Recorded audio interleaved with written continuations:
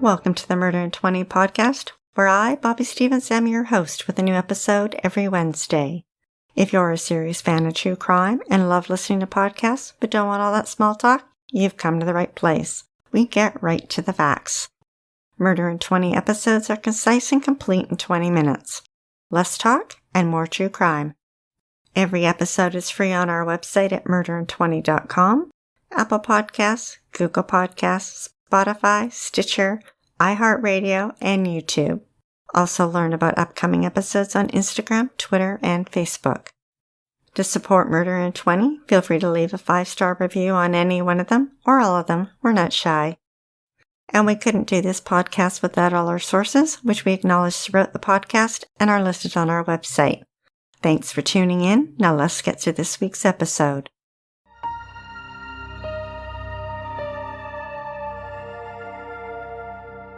Adam Mays was born in September 1976 and was the youngest of 6 children. Their home was not a happy one. The children endured mental and physical abuse, and Adam liked to be in charge and controlled his parents and siblings. He later went on to marry Teresa and continued to be controlling, abusive, and violent. He held odd jobs while the couple lived with his parents in their mobile home in Guntown, Mississippi, a small city with a population of around 2,000. The one light in Adam's life was his older sister Pamela's marriage to Gary Bain. WMC Action News reported that Adam liked Gary, and when their marriage ended in divorce in 2002, after 20 years, he remained friends with Gary. When Gary later married Joanne, the men continued their friendship. The couple lived in Whiteville, Tennessee, a small town with a population of around 4,500. Joanne had an older son and daughter who no longer lived with her. The couple were raising 3 young daughters, Adrian, Alexandra, and Kalia, who were 14, 12, and 8. Although he lived 80 miles away, Adam enjoyed spending time with Gary, his wife, and the girls, and immersed himself into their family. It was as if they had become the family he wished he'd always had. Adam became a close family friend, and Gary trusted him, so much so that he gave him a key to their home. Adam was infatuated with the girls and spent time with them playing softball, hanging out, and posing for photos that were posted on social media.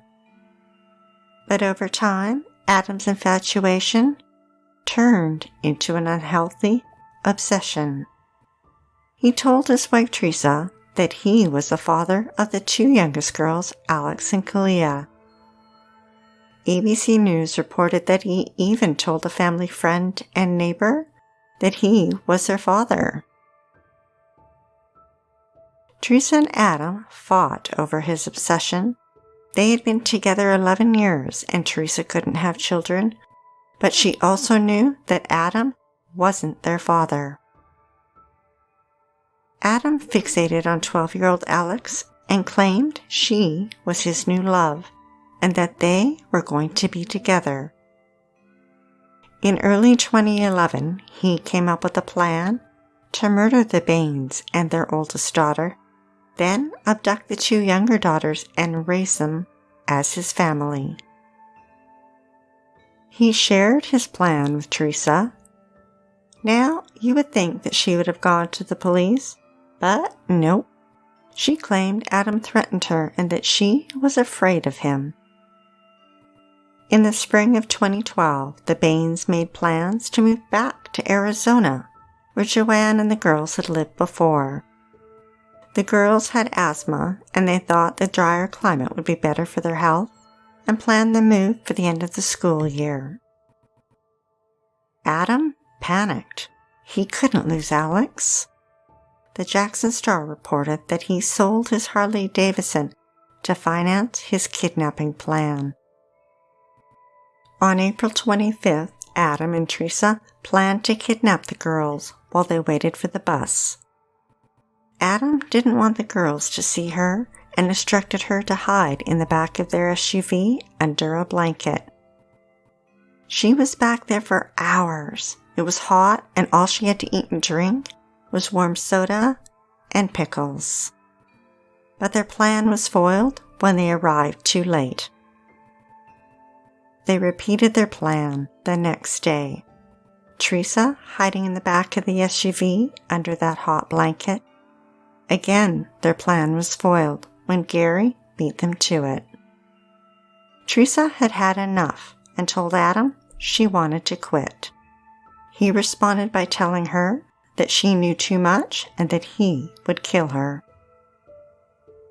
That night, when Gary got home from work, Adam was there, waiting for him. He had bought ingredients to make tequila sunrises and went about making Gary and Joanne each a drink.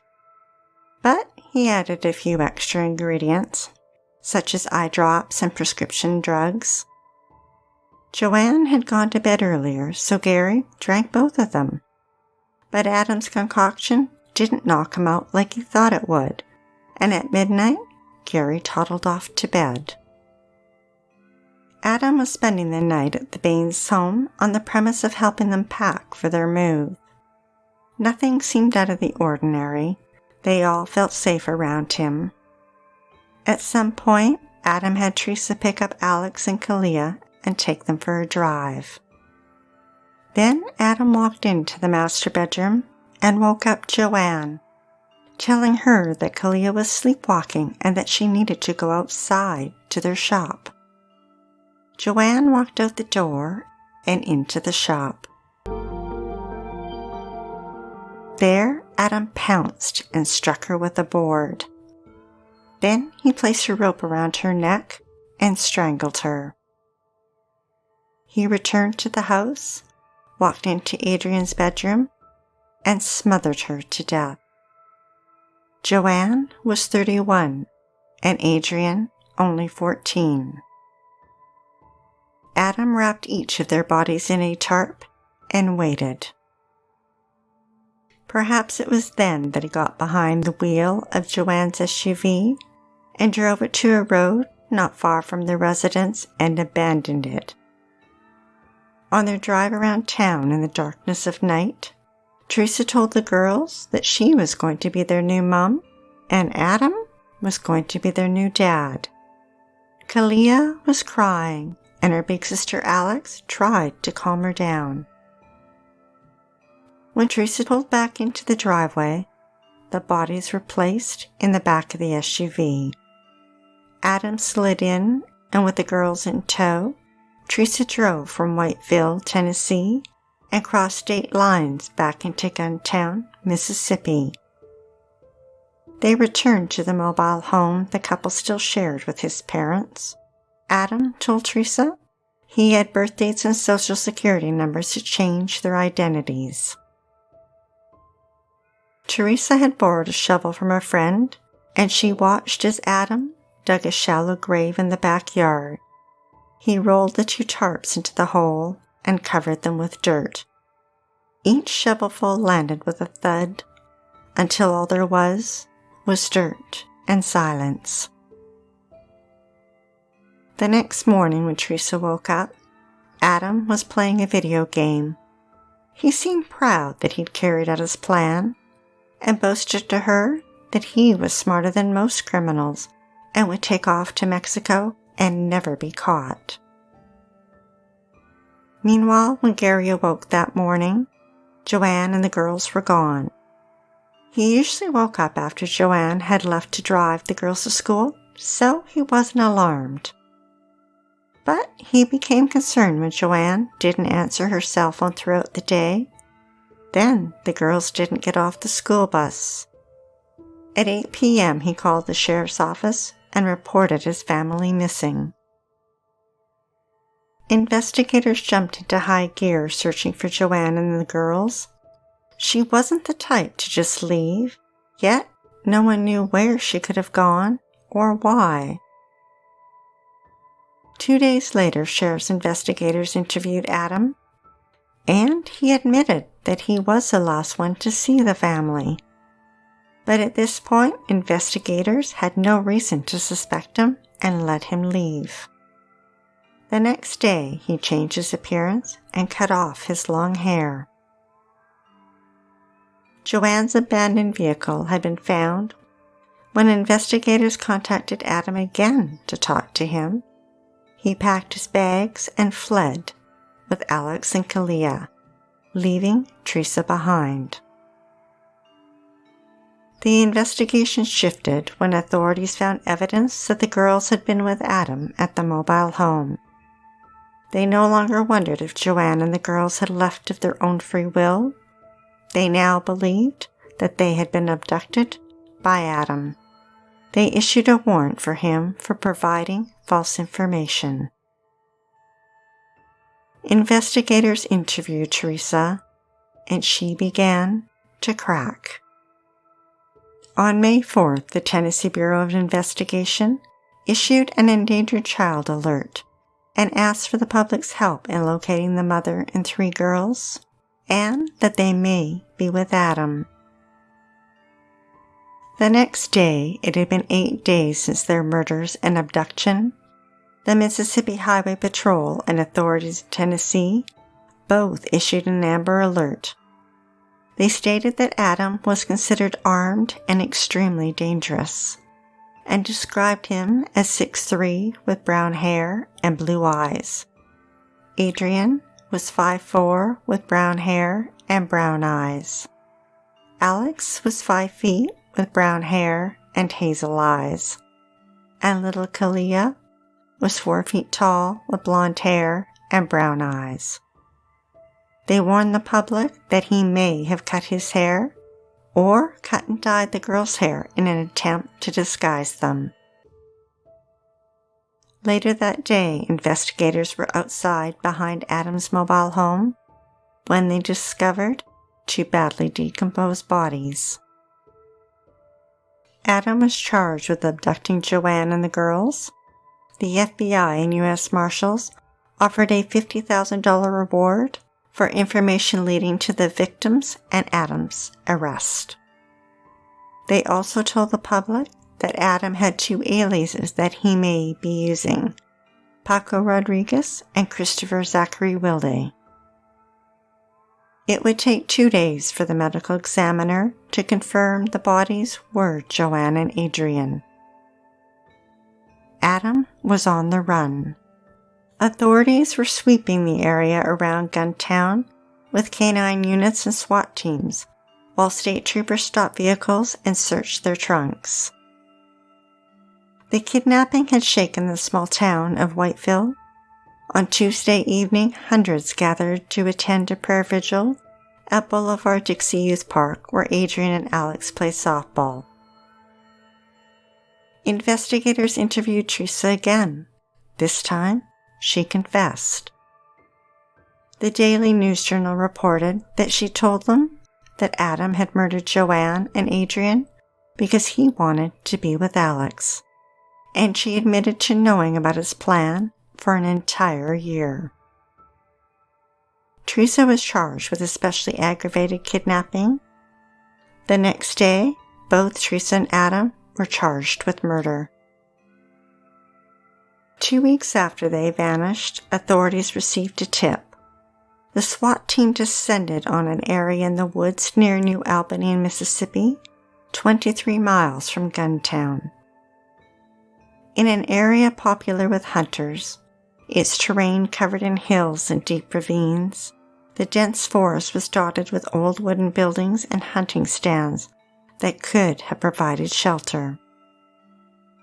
Near a red brick church with its white steeple pointed high and gravestones dotting the plots in the cemetery next door, officers searched 2 nearby logging roads. Just off one of them, and deep into the woods, Mississippi Highway Patrol Master Sergeant Steve Crawford spotted the back of a little girl's head. She was face down in the dirt. Then he spotted the head of a second girl, also face down. Then, inches away, he spotted Adam. the officer yelled out, "Let's see your hands." Instead of raising his hands, Adam responded by pushing himself up onto his knees. Then he pulled a 9mm pistol from his waistband, raised it up, pointed it at his head, and pulled the trigger. Adam's body fell. Alex and Kalia sat up. Alex told her little sister, "Now we can go home." The girls appeared to be unharmed and were put into an ambulance. When they arrived at the hospital, white sheets were strung up to protect them from the glare of media cameras as they were taken inside. The girls had gone without food and water for 3 days and were hungry, thirsty, and itchy from poison ivy, but other than that, they were not physically hurt. Adam was also taken to the hospital.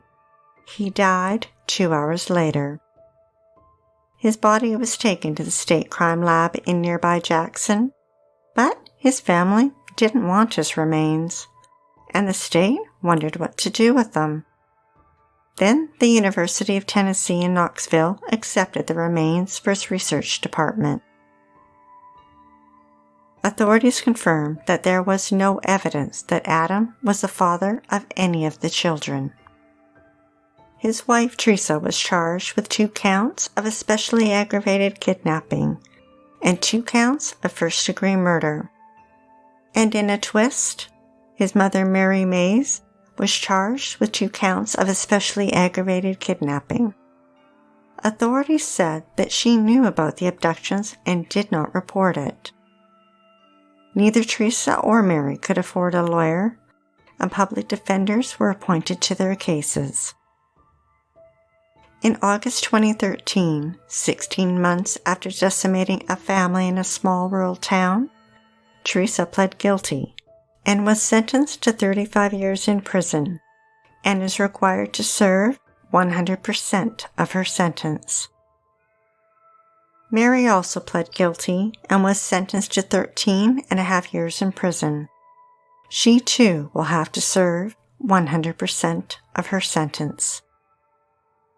As of this writing, they are both incarcerated at the West Tennessee State Penitentiary in the Women's Therapeutic Residential Center. As of this writing, they are both incarcerated at the West Tennessee State Penitentiary in the Women's Therapeutic Residential Center.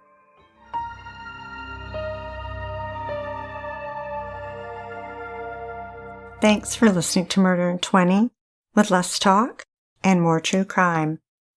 Be sure to tune in next Wednesday for the episode of Kevin Wagner. The Woodbys and Wagners in Tennessee started out as neighbors, but ended as sworn enemies. In less than 3 years, police received over 300 complaints. Tensions escalated until one of them ended up dead in a ditch. We'd like to acknowledge Purple Planet for use of their music and our many editorial sources who are listed on our website. If you're dying to hear more, past episodes of Murder in 20 are available for free at murderin20.com, Apple Podcasts, Google Podcasts, Spotify, Stitcher, iHeartRadio, and YouTube. And every week we announce upcoming episodes on Instagram, Twitter, and Facebook. Until then, stay safe, sleep with the lights on, and don't play with strangers.